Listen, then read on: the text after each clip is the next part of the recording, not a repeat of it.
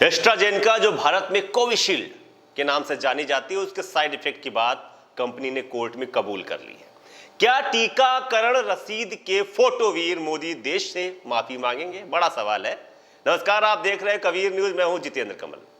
27 अप्रैल को महाराष्ट्र में उप मुख्यमंत्री देवेंद्र फडणवीस चुनावी सभा में कोरोना वैक्सीन के नाम पर वोट मांगते हुए लोगों से कह रहे थे कि मोदी को वोट दो, क्योंकि उन्होंने कोरोना के दौरान सभी को जिंदा रखा है।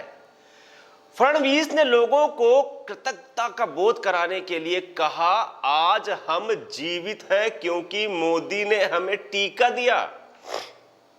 अगर हमने टीका ना लिया होता तो आज हम इस रैली को देखने के लिए नहीं आ पाते। यह मोदी ही थे जिन्होंने हमारे जीवन की रक्षा की। ये वही निर्लज्ज है जिसके यहां कोरोना के समय में रेमडेसिविर की 60,000 शीशियों की जमाखोरी की गई थी फडणवीस के यहां पर। उस समय यह इंजेक्शन अवैध रूप से 50 से 60,000 रुपए में बेचा जा रहा था। समझ में आई बात आपको? वहीं दूसरी ओर कल कोविशील्ड वैक्सीन बनाने वाली एस्ट्राजेनेका कंपनी ने ब्रिटिश कोर्ट में कबूल किया कि कोविड-19 वैक्सीन से थ्रोम्बोसाइटोपेनिया सिंड्रोम जैसी गंभीर साइड इफेक्ट हो सकते हैं। बता दें कि थ्रोम्बोसाइटोपेनिया सिंड्रोम से शरीर में खून के थक्के जमने लगते हैं और शरीर में प्लेटलेट्स तेजी से गिरने लगते हैं।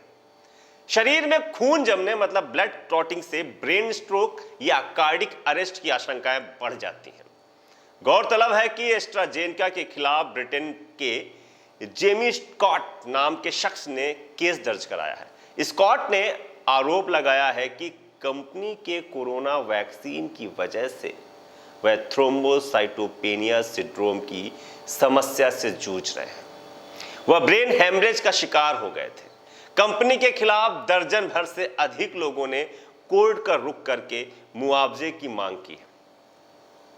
लोगों का आरोप है कि वैक्सीन लेने के बाद उन्हें साइड इफेक्ट का सामना करना पड़ रहा है, जिसके बाद ब्रिटेन में सुरक्षा कारणों से एस्ट्राजेनेका के इस्तेमाल पर रोक लगा दी गई है। गौरतलब है कि भारत में कोरोना के बाद से ऐसे सैकड़ों मामले सामने आए जिसमें पढ़ते हुए, बैठते हुए, चलते हुए, नाचते हुए, एक्सरसाइज करते हुए अचानक लोगों की मौत हो गई। वैक्सीन लेने के 24 से 48 घंटे के भीतर भी कई लोगों की मौत हुई थी। भारत में कोरोना काल में एक आश्चर्यजनक रूप से ऐसी मौतों की संख्या बढ़ी जिनमें कारणों का स्पष्ट पता नहीं चला। इनमें से अधिकांश मौतों को किसी न किसी शारीरिक समस्या से जोड़कर वैक्सीन पर संदेह को नकार दिया गया। कई बार मामला हार्ट अटैक या ब्रेन स्ट्रोक जैसा लगा भी। हालांकि आश्चर्यजनक रूप से मरने वालों की आयु बेहद कम थी। अमूमन माना जाता है कि 30 साल से कम आयु के लोगों को हार्ट अटैक नहीं आता है, लेकिन अधिकांश केसों में मरने वालों की आयु 30 साल से कम पाई गई, जैसे कि आप देख सकते हैं जिम में। इसे लेकर समय समय पर कोरोना वैक्सीन पर सवाल उठता आ रहा है, लेकिन सरकार ने अपनी ताकत का इस्तेमाल करके हर बार संदेह की आवाज को दबा दिया। भारत सरकार और स्वास्थ्य एजेंसियों ने कभी नहीं माना कि कोरोना वैक्सीन के साइड इफेक्ट के चलते भी ऐसा हो सकता है। लेकिन मूल कंपनी द्वारा कोर्ट में वैक्सीन के साइड इफेक्ट के कबूलनामे के बाद अब भारत में भी मुकदमों और मुआवजा मांगने का दौर शुरू हो गया। हुआ नहीं, हो सकता है। बता दें कि एस्ट्राजेनेका और ऑक्सफोर्ड यूनिवर्सिटी ने मिलकर एस्ट्राजेनेका नाम का टीका बनाया था, जिसे भारत में कोविशील्ड का नाम देकर इस्तेमाल किया गया। भारत में कोविशील्ड के अलावा दुनिया भर में इस वैक्सीन को वैक्स जेवरिया नाम से बेचा गया था।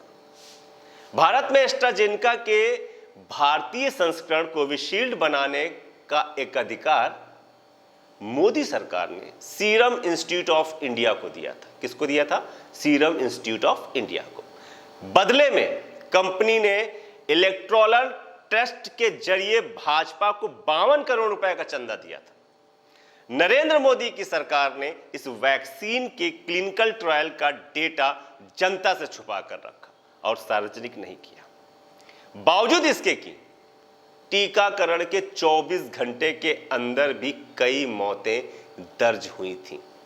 साथ ही कई राज्यों में वैक्सीन न लगवाने वालों को सरकारी सुविधाओं से वंचित रखने का सर्कुलर जारी किया गया था।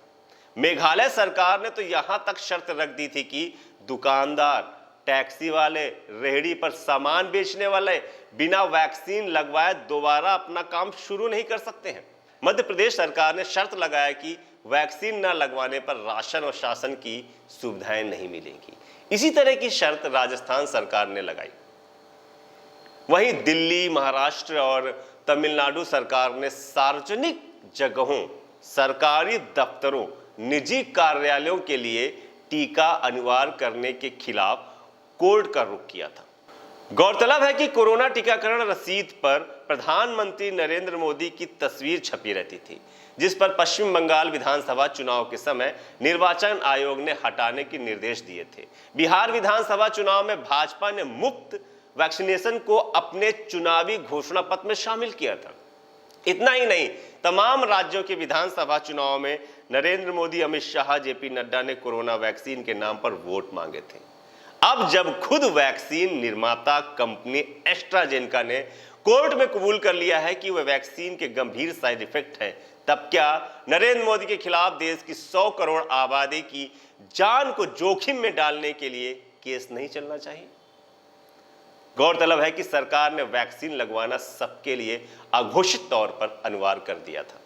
इसके बिना रेलवे और एयर टिकट नहीं बुक होता था।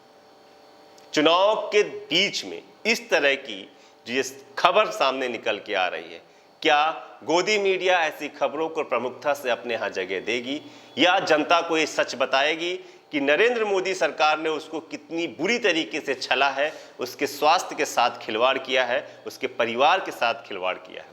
खैर, वोटिंग का दौर जारी है, कौन किसको वोट करता है, लेकिन अगर वैक्सीनेशन का ये मुद्दा चुनावी मंचों से चलने लगा तो नरेंद्र मोदी की सरकार या नरेंद्र मोदी की जो 400 पार की जो दावे हैं उनको खोखला होना तय है।